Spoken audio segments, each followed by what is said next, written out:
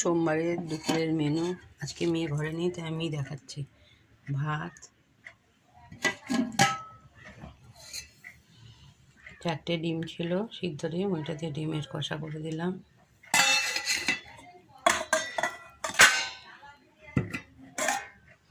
লাউ ঘন্ট নিরামিষ করেছি, নিরামিষ লাউ ঘন্ট করেছি। এটা হলো পাবদা মাছের ঝোল টমেটো দিয়ে, কালো জিরা টমেটো দিয়ে ঝোল। এটা হলো পাবদা মাছের প্লেন ঝোল, আমার জন্য করা, নুন হলুদ দিয়ে। আমি এসব খাই না। আমার জন্য রান্না হয়েছে গাজরের তরকারি, আরও হয়েছে রান্না আজকে। এটা হলো কালো জিরা দিয়ে আলুর তরকারি, আলু টমেটো দিয়ে গামাখা করে করেছি।